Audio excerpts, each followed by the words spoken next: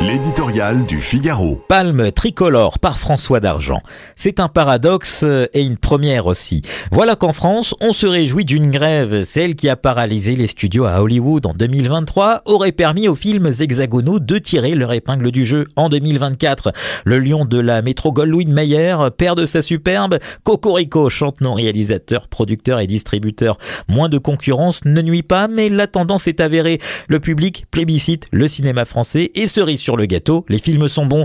Une comédie sociale, un petit truc en plus et un film en costume, Le Comte de Monte Cristo, caracole en tête du palmarès avec respectivement près de 11 millions et 9,5 millions d'entrées. Les autres suivent avec tambours et trompettes et même toute l'harmonie pour emballer le public comme En fanfare qui dépasse le million d'entrées en 3 semaines d'exploitation. Le cinéma d'auteur retrouve des couleurs et c'est l'audace et l'inventivité du système qui brillent.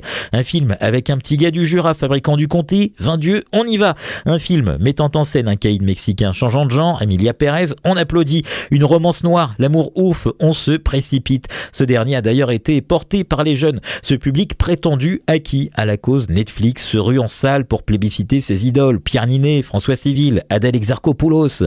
Côté acteur, la relève ne se pince plus le nez à l'idée de tourner dans des films dits populaires. La classification pourrait d'ailleurs avoir vécu. Certes, la grâce rigolade franchouillarde existe toujours, mais les films que nous avons défendus incarnent une diversité stimulante et rafraîchissante. Parfois décrié, le système de financement de la production française via l'avance sur recettes du CNC a ses vertus. Les films qui marchent permettent de financer les premières œuvres et celles plus exigeantes, quelques navets aussi. Hier, à l'étranger, on nous enviait Truffaut ou Melville, puis plus grand chose.